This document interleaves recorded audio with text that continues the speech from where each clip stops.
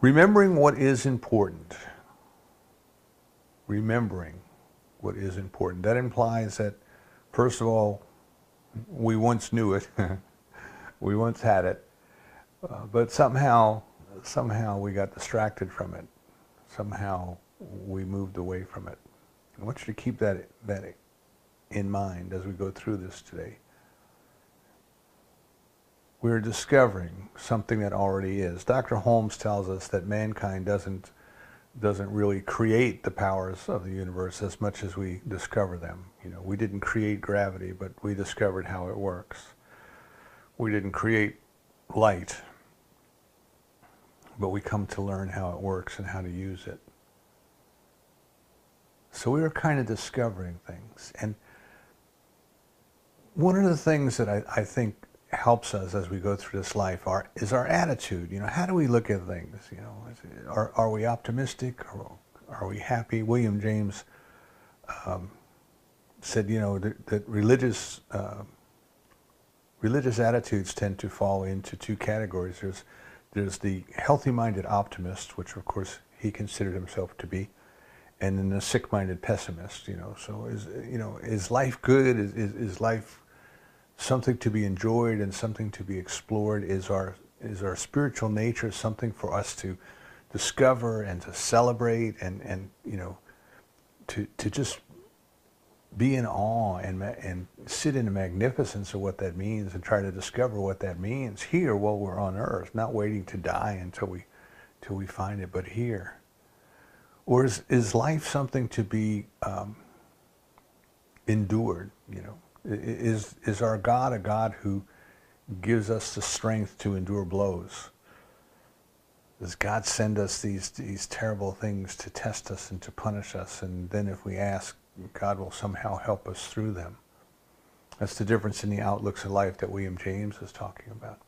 So, of course, we invite everyone to be optimistic, to be in awe, to be in wonder, and to marvel at just how magnificent this thing called life is, to see the beauty in the sunrise, to feel the power in the sunset, to see the smile of a little child, and to just be enamored. I just want to share this with you. Last week, I guess when it was Valentine's Day, I was, it's more than a week ago, I was going through the supermarket, and maybe it was the week after Valentine's Day, and they still had a bunch of balloons out, you know, little Mylar, helium-filled Mylar balloons that they have. And they have tiny ones on a stick, kind of the stick that we used to have when we were kids, and we had pinwheels on them, and you would just kind of blow into the pinwheel, hold it in the breeze. A little wooden dowel stick like that, and it has a tiny balloon on it, probably, you know, a little bit bigger than my fist. And I was walking through the supermarket trying to get back to something I had missed when I went by. And I remember, I was at one end of the store, remembered something I needed at the other. And I was kind of walking down the front of the store pushing my cart. And what caught my eye was movement. You know, your eye is drawn to movement as your ear is drawn to sound, changes in sound. And it was this little girl, about 10 years old, 9 or 10 years old, and she was just hopping up in the air. She was just so excited, and she was just hopping straight up in the air, you know, and she was pointing to one of these particular balloons on a stick. And she had this, you know, she had this big, big enthusiastic smile on her face. And as I went just a little bit further, you know, as I came around the corner, I saw Grandma there. Grandma was with her. And Grandma must have been like in her mid-80s or so. And her hand, you know, was weathered, kind of like mine, with all these spots on it and everything. And she was reaching out to get this balloon for her little one, you know. And the two of them, their eyes kind of met. And they had this wonderful smile, this just precious, loving smile, as they exchanged this glance between her, you know. Grandma giving this little one her balloon. This little one so happy that Grandma was getting her the balloon. It was like a Norman Rockwell moment. It was just spectacular. And we can see things like that, and we can see the goodness in life, and we can see how wonderful things are if we look for them, if we remember what is important. So today we're going to try to bring forward some of the ideas we talked about for the last couple of weeks, and then move them even further into into the spiritual realm, into what it means to us as spiritual beings. Try to keep in mind that we are spiritual beings, and we're trying to remember that. We're trying to understand what does it mean to be a spiritual being here in a physical planet, on a physical planet, utilizing a physical body. But we're in the world, but we're not of the world. We're in the world, but we're not of the world, as Jesus said. We're spiritual beings. We're spiritual beings. What does that mean? What does that mean? How do we discover that? And this discovery that we're going through is more a process of remembering. And we already know, there's a part of us that already knows. The omniscience, the all-knowingness of God is part of the omnipresence. So the all-knowingness of God is everywhere present, right where we are. It has created us out of itself as its unique representative, as its unique expression of life. There's a part of us that already knows. Dr. Holmes tells us sometimes people ask, well, how am I going to know what right from wrong? How are we going to know that unless we have a moral code to teach us? And his answer was, you already know. You already know right from wrong. No one needs to tell you. You just need to get in tune with that part of yourself that already knows. So last week we talked about transitions, and we talked about things come to an end, and then there's a chaotic period in the middle, where nothing is right and everything is wrong, and all the old is falling apart, all of the new has yet to show up, and it's kind of like the book of Genesis, where in the beginning was the chaos, and then Spirit moved upon the waters. A new idea started to emerge, a new purpose, a new intention started to emerge. And then what happens is all of the things that are in chaos, that are in flux, they kind of bring themselves into a new formation around this kernel, this purpose, this seed. And then the new beginning takes place. If we really get that, if we really accept that, not just hear it and not just nod yes to it, but to really accept it. What it means then is it is this intention, it is this purpose, it is this idea of this new beginning, this new idea, this new thing that is taking place through us. It is this idea that is important because it is that which serves as the core. Kind of like a magnet attracts filings to itself. This idea starts to attract to itself like ideas and resources and people and things that will help us to move forward, to help us.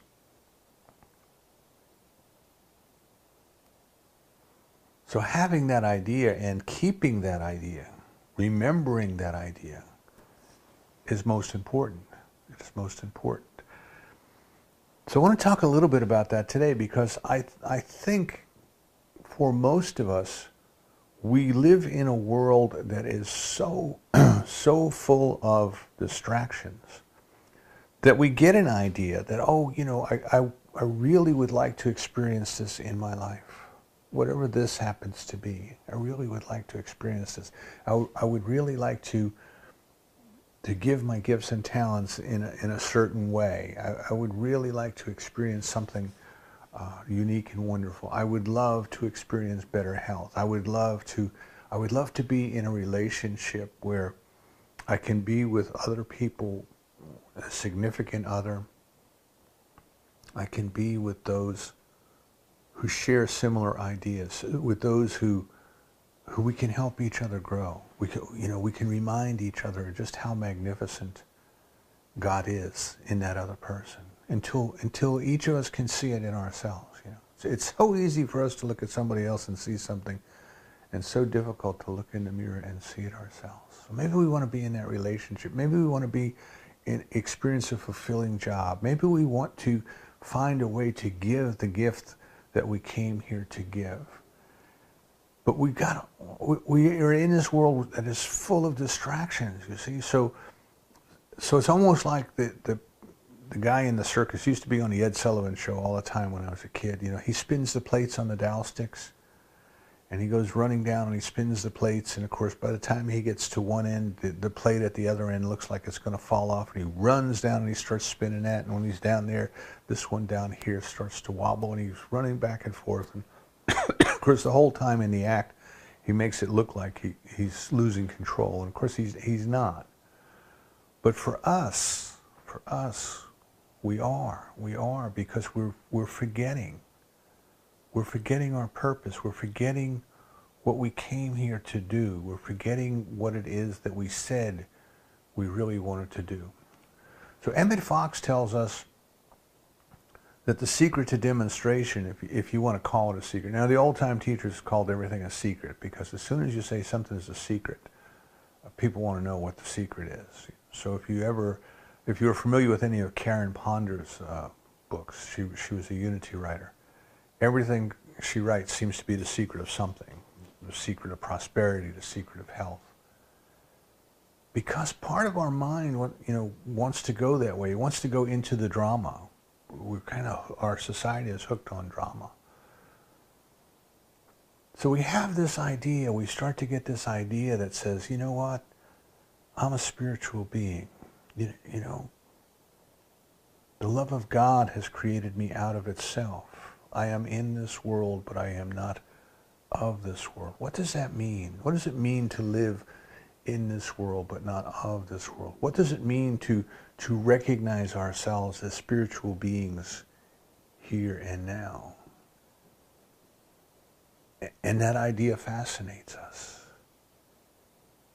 And we want to devote more time to our spiritual practice. We want to find ways to explore that. We want to find ways to discover that. We want to find ways to walk into the seemingly ordinary situations and be engaged in seemingly ordinary things, and yet at the very same time experience the presence of God.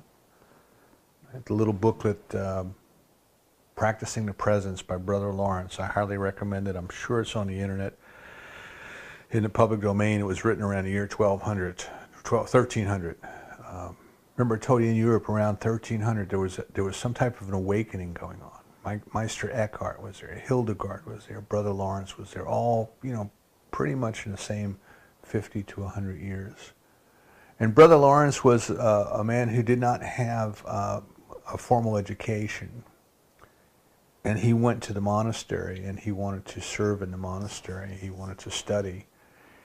And because he did not have enough education to be a priest, they made him a monk, a brother, a lay person, like one step removed from a lay person, and they put him in charge of the kitchen.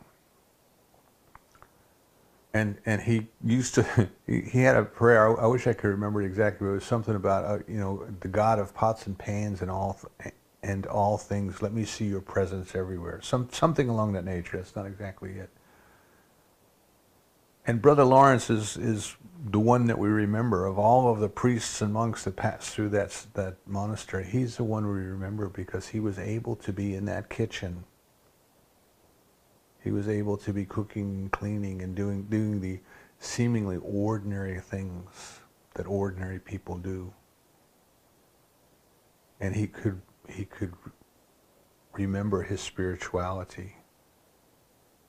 He could see and feel the presence of God. And that's what we're talking about. Can we be in this world but not of it? So I think what happens to us is we start to go through our spiritual practice, we start to go through our priorities in life, and we say, I really wish I had more time to spend on my spiritual nature, but I've got so many things to do. Life is just so full of distractions. I have work to go to, I have bills to pay, I have a car that has to be maintained, my gutters need to be cleaned, my lawn needs to be mowed, and all those kind of things. And we get caught up in the busyness of life. And we get caught up in the drama of life. Now, there was a time in our evolution when being aware of the drama was very important. It was kind of like the fight or flight response. If there was something going on in our neighborhood, there was something of danger, we needed to know that. We needed to be prepared to deal with that. You know, if there was a fire, for example, coming up the hillside, coming near our village, we needed to react to that. So we needed to get caught up in that drama. We needed to have the adrenaline rush. We needed to do the things that we needed to do in order to save our family and our villages and all those kind of things. So from that respect, you can think that the human psyche, the human body is kind of hardwired to respond to those kind of things. But as we have moved into the modern world, our need to have that response is greatly diminished. We're not faced with all of those dangers, but yet we still respond. And people know that, and people abuse that. They use that in order to keep us engaged. You know, it's just, you're driving down the road and all of a sudden you hear sirens, and you start looking in your mirror and you're trying to figure out where the siren sounds are coming from. And they're coming from your car radio, because the advertisers know that if they put the sound of a siren in the background in a commercial, it's going to force you to pay attention. You know, the same thing before we started the call. We were talking about the weather people on the TV and how they're always trying to lead off with the worst case scenario, even if it's 70 miles away. Today, they're calling for snow 70 miles away up in the mountains, but the local TV station just leads off and says, you know, there's snow in our forecast area. Stay tuned. So what has happened is our society, our culture, is addicted to drama. This is my analysis, my interpretation. Everything is about drama. The news is all drama. You know, can you imagine a news reader going into a restaurant and trying to order a lunch using the same tone of voice they use to tell us the news? You know, because they have this demeanor when they present the news. Everything is urgent. Everything is important. Everything is a crisis. So we get caught up in that. There's just so much of it that we get caught up in that. You know, we spend our time, you know, just kind of spinning around the drama of our society. And look at what's in the news. Look at what goes on in our society. Look at what's in our stories, in the TV, in the movies, and all those things. And it's all the first three chakras. It's all about survival. Somebody's literally going to die, or somebody's going out of business, or something like that. It's all about sex and sex scandals and who's doing what with whom. And it's all about power and control. And if you go to the movies and watch the movies, that's where they spin. Look at the stories on the news. That's where they spin. Everything spins around the human side, the human drama. And yet we're told that it's not until we get to the heart chakra. It's not until we get there that we really start to become aware of the spiritual. That's why in Buddhism, the symbol for the heart chakra is two overlapping triangles, one pointing down and one pointing up. Right? One pointing up to the spiritual nature, one pointing down to the human nature. And the heart, the compassion, the love, the peace, that's where we start to bridge the gap between the two worlds. And by the way, if you look at those two triangles and you put them together, you have the six-pointed star. So these symbols carry across cultures. But my point here is we have this idea, I am a spiritual being. We have this idea that what's really important is remembering my spirituality. What's really important is kind of growing in that spirituality, growing in that memory, because all the physical things are only temporary anyway, right? The world is temporary. The bodies that we use are temporary. The jobs that we have are temporary. All of this is temporary. All of this is passing. But what's not passing is our spiritual nature. Think about the body you had when you were 2 years old or 5 years old, or your earliest memories. Do you remember being a child? Do you remember when you were a child, the body that you had as a child? And you identified with that body. You thought that that body was you. You know, these are my hands, these are my feet. And of course our parents helped us, you know, and they helped us learn how to tie our shoes and said, now put Put your little shoes on your little feet. Put your little mittens on your little hands. And we came to think that we were the body. Look at what's going on with bullying and shaming in schools, you know. We're teaching our young people to overly identify with the body as if they are the body, and they are not. But where is the body that you had when you were 2 years old? It's gone. It's completely gone. Every cell, every part of it's gone. Even the bones are gone. They've been replaced with new cells. So you're not the body.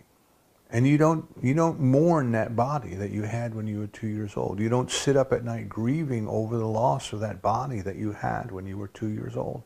You don't even think about it. Joel Goldsmith, in one of his talks, was talking about overcoming the fear of death. And he said he used to have very morbid thoughts, and he was very afraid of death and dying. And he went for a haircut one day, and he was driving home from the haircut. And a little voice in his head said, you know, how do you feel about the hair you left on the barbershop floor? He said he didn't think about it at all. He said, well, that's your body. That's your body. Don't worry about it. That's not who you are. And he said after that he was okay. After that he understood. He had to remember that he was spirit. He had to remember that he was not the flesh. So we don't want to overly identify with the things of the flesh, and our society tends to make us do that because they keep spinning drama. There was something in the news last week that said on social media the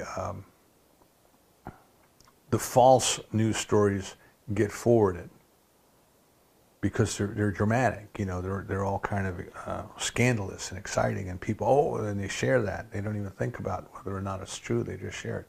But the true stories don't, you know. And think about how many times we've heard people say, well, why don't we have a good news network? And we have different people who try it from time to time, and I know that there's some right now, you know, there's a good news network that people forwarded to us. But the good news networks don't survive because people are addicted to the tantalizing, to the scandalous, to the dramatic.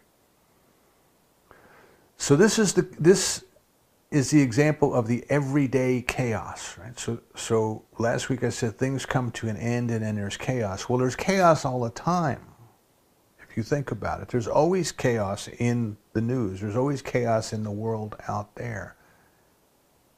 And what we have to do in order to not be consumed and caught up in that chaos is we have to remember. We have to find that new purpose. We have to remember the old purpose. We have to remember what is important, that we are spiritual beings, and this too shall pass. Okay? The other thing our society does is it kind of addicts us to busyness, to doing things. It kind of worships doing, which goes with the physical nature. In the infantry, the saying was, don't just stand there, do something. In the cavalry, it was, when in doubt, gallop. So we reward busyness and we look for busyness. We look for doing something. Excuse me while I get a sip of coffee here. Right now in our society, everybody is clamoring for us to do something about school violence. And I think we should. I'm not saying we shouldn't. But what I'm saying is the actions that everybody's calling for, if you stop and try to think down through those, you know, how do we know that those particular actions are going to have the results that we really want? There's not a whole lot of facts and data there. There's a lot of opinion and a lot of emotion. But the drive in our culture is we must do something, because not doing anything is not acceptable. And yet what that tends to do, what that tends to make us do, and this is my experience particularly in the business world, is we'll just run in and do the wrong thing. We run in and we do the wrong thing. And then we reward people for doing the wrong thing because they worked very hard at it. They were very busy at it.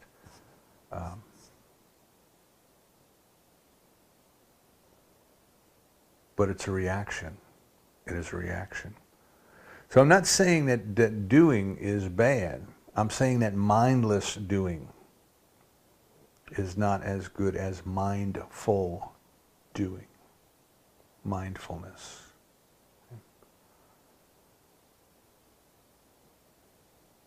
I want you to think of, in our society, the worst punishment that we can inflict upon somebody who's convicted of a crime is the death sentence. We believe that is. That's the highest penalty. And the next is solitary confinement. And yet there are people in solitary confinement who would tell you that they would rather be put to death than to live their life in solitary confinement. We have to be doing something. We have to be doing something. So what I'm suggesting is that we have this kind of puzzle that we have to work our way through. We're living in a world that tells us we ought to be caught up in the drama and tells us we ought to be doing something while we're caught up in the drama. And if we get sucked into that, that's all we'll ever do. That's all we will ever do, is constantly spin around in the drama and try doing things. And what we're told from a spiritual nature is you must stop and be centered. You must stop and be centered. And that's kind of a, what does that mean, be centered? And if you follow me on Facebook, I shared a post this morning. It was kind of cute. It was it was a cartoon of pastries doing yoga, and they're all sitting on their little mat, you know, with their legs folded in the lotus position, and their thumb and their forefinger touching in a mudra, and the instructor says, "Now just find your center." And the cookie's got a big smile on its face. It found its center. The cupcake has a big smile on its face. It found its center, and the donut has got a big frown. Find your center. What does that mean? What does that mean? Where is your center? So we're not looking for a physical place. We're not looking for a physical place when we're saying find your center. Now it's true to say go within means to shut out the exterior, to shut out the exterior world. It's true that we may follow our five senses. There's meditations where we follow our five senses and see if you can find that point in your consciousness where those five senses meet. That's a very deliberate practice that we can use to try to get centered. But I invite you to think of the center as being that point within us where the spiritual and the divine, the spiritual, and the human come together. That's the center, kind of the Christ within, the place where the divine becomes human, the Buddha nature, the place within us. Now the other problem that we have as we go through life, when we try to understand religious growth and spiritual growth, right? There's a difference between them. You have dogma and creed and religions, and the religions are usually trying to tell us that we have to fight the physical. The physical, the flesh is weak, the physical is bad. And a lot of what religion is about trying to control the physical, the thou shalt nots, you know, the don't do this, don't do this, don't do that. Some religions have gone to extremes where there's the mortification of the flesh, where people will beat themselves or sleep on beds of nails or wear garments that have sharp, excuse me, piercing points to torment the flesh, and those kind of things.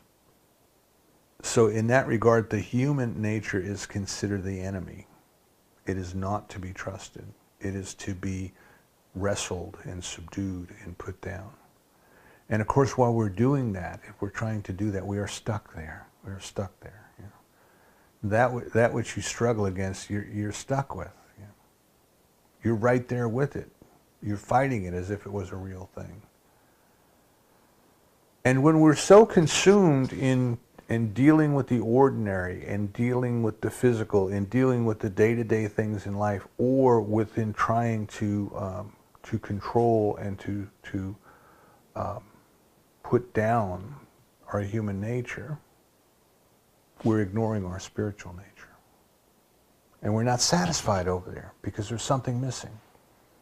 And if we come over here and we try to just spend all of our time according to our understanding, you know, and our understanding is not complete, but the idea of sitting all day long in meditation, to us we say, well, that's not satisfying either, because that's okay, but I've got to make a living, and I've got to go to work, and I want to do this, and I want to go out and work in my garden. It's fulfilling, and those things. So if we just try to spend all of our time over being in the spiritual without actually doing anything while we are here, that's not fulfilling either. So the center that I'm talking about then is that point which is right there in between the two extremes of just being totally consumed in the human side or totally consumed in the spiritual side. That's the center. That's what I want you to remember. What is important is I need to remember, I want to remember to be mindful. This is mindful meditation. Eat when you're eating. Walk when you're walking. Sleep when you are sleeping. Mindfulness, mindfulness. So now I am in the world, and I am in the kitchen with Brother Lawrence, and I'm doing the pots and pans and the dishes, and I'm cooking and I'm cleaning, but I am experiencing that with my full mindfulness as a spiritual being. Now, this is the love of God in action, and I'm not just saying that, oh, well, this is the love of God in action. I am experiencing this. Right? Gibran, in the Prophet, he says, when you build your house, build it as if your beloved was going to live in it. If you're a house builder, do everything with love. Do everything with the mindfulness that we are spiritual beings here on a temporary basis. We are learning, we are growing, and we are doing, but we are doing from our spiritual nature. And as we move into the spiritual, as we look over into the spiritual, as we do our meditation, as we do our treatment work, as we do our reading and studying, we recognize that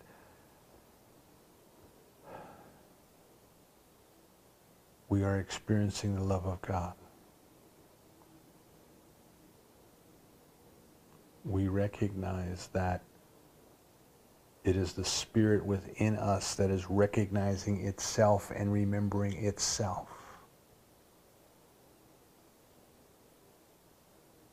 And then we can take that spiritual growth, the new awareness of ourself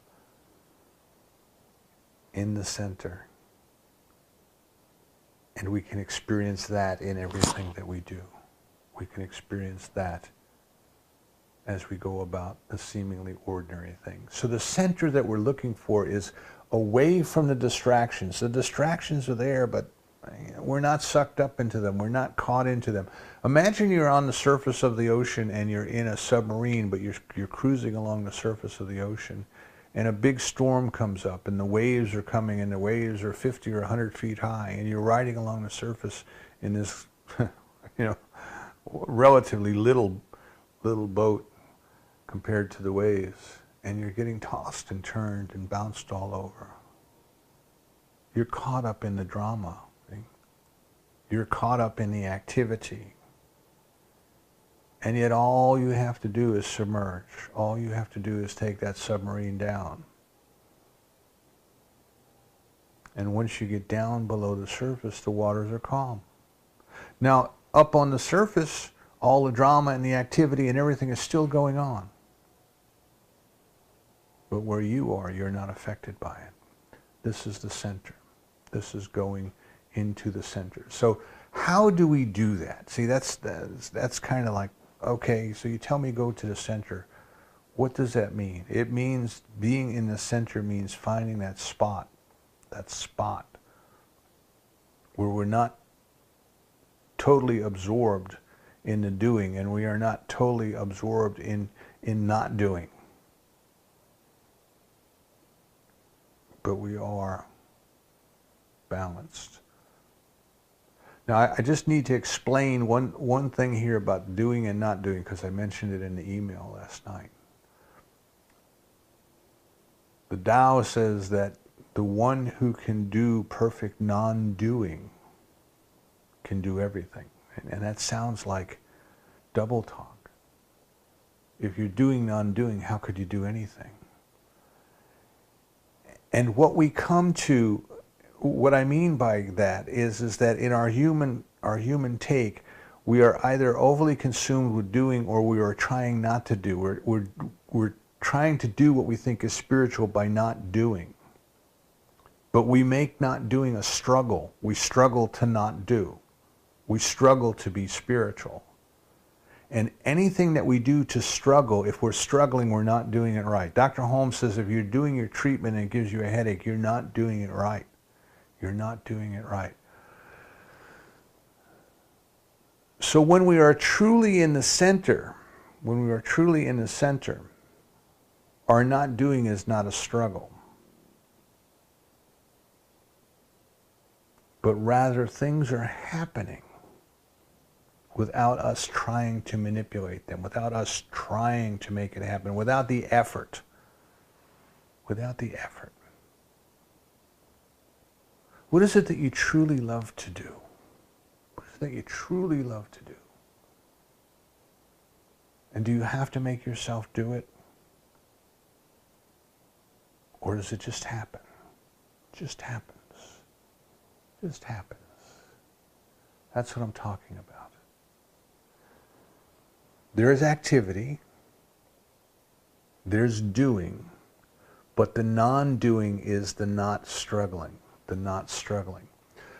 So we want to find this place in the center where we're not consumed with physically doing things because we're caught up in the drama, or we're caught up in our culture rewarding us for doing things. And we don't want to be over here trying to force ourselves to not do things because we're told that doing, not doing is good. But we want to find that place of relaxation, that place of centeredness, where things get done, but we're not forcing ourselves to get them done. That's the center. That is the mindfulness. So this is what meditation helps us to achieve.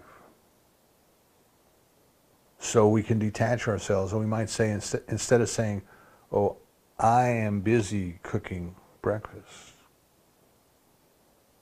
the attitude might be, breakfast is cooking. Breakfast is coming together. It's happening. It's happening. And here's how to practice that. This is perhaps the key of our growth, is we must find the witness.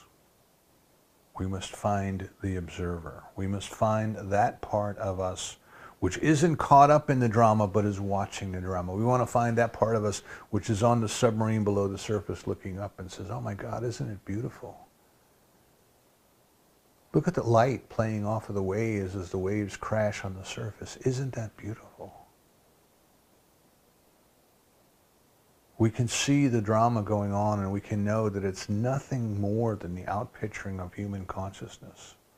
That's all it is. That's all that's going on out there. Everybody's trying to impose their will on everybody else because they think that that's the right way to do it. And that's all that's happening. And it's all perfect. It's all perfect because eventually everybody will learn. Everybody will grow. Eventually we will stop all of this nonsense that we're doing. It's just part of the learning that we go through. I'm not saying it's good that people die. I'm not saying that at all.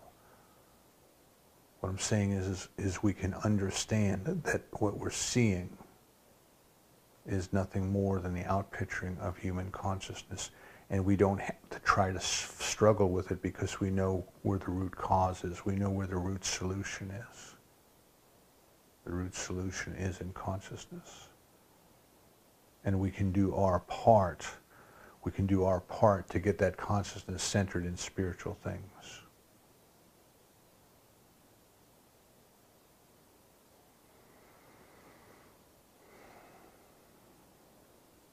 There's a story in the Buddhist teaching of these two tribes that were going to go to war. These two clans, I guess they were called, and the Buddha was connected to both of them. And they asked him to do a miracle. They asked him to somehow stop the two from going to war, and he did. He sat at a tree, and he did his spiritual practice, and the one tribe came to attack the other, and they found him sitting there, and he said something to them, and whatever he said to them, they had a change of heart, and they went away. But a few years later, they were back again, and he tried again, and he couldn't stop them, and they attacked one another. And he knew that that was the outplay of consciousness. He knew that these were human beings acting out at that level, and eventually they would recognize their spiritual nature and get over that. So some of the ancient teachings tell us about this. Don't get too caught up in the drama. Remember who you are. I know I'm probably going to mispronounce it, but I'll mention it because you can read it. Bhagavad Gita, I think, is the best I can pronounce it. And the whole thing starts off with the presence of God is there as Krishna is there. And this young man is kind of pinned in the middle because he has to go to war against his cousins. And he's asking the very presence of God, the divine teacher. He's asking him. He says, "How can I do this? How can I go to war against my kinsmen? How can I possibly do this?" And the answer was, "It's only the play of life upon itself. Don't take the drama too seriously. Too seriously." See, when we're caught up in the drama, we can't help it. It's like being on the airplane and the oxygen masks come down. We have to put one on ourselves before we'll be any good to help others. So we want to remember that even though there's all of these things going on out there in the world, and even though there are things that we are going to do to help and to participate in what's going on out there, we're going to do that while remembering our spiritual nature. We're going to do that while remembering that even though this is going on, this is not the ultimate reality. This is not the permanent truth. This too shall pass. This too shall pass. So I asked a little while ago, I asked you to think about the body that you had when you were 2 years old. And you are not that body. That body is gone. But you are the one who observed that body. You are the witness who observed that body. And what we want to learn to do, part of our spiritual practice, and meditation is a good way to start to develop this, but we can continue the spiritual practice every minute of the day, just like Brother Lawrence, is we want to recognize I am the one observing. That is who I am. That is what I am. That is the spiritual nature of me. The consciousness that observes. Doesn't mean that I don't do anything. Right? Doesn't mean if I'm driving a car that I don't pay attention. But it means that I am aware that I am the consciousness that is observing the driving. I am the consciousness that is observing the world. I am the consciousness that is observing my body as it goes to work. I am the consciousness that participates in the meditation.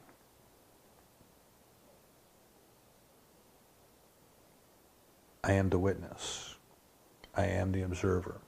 If we can find ourselves in that witness role, if we can find who the witness is, find who the observer is, then we have found that which is important. We have found that which shall live forever, which was never born, which will never die, which shall live forever. We have found that which is totally unaffected by the fact that the body that it observed when we were two is now gone. We will find that which in 100 years from now will be totally unaffected by the fact that the bodies that we observe today are gone. We will find that which is neither overly identified with the physical or overly identified with the spiritual, because it just is. It just is. It is the suchness. It is the I amness. It is what is truly important.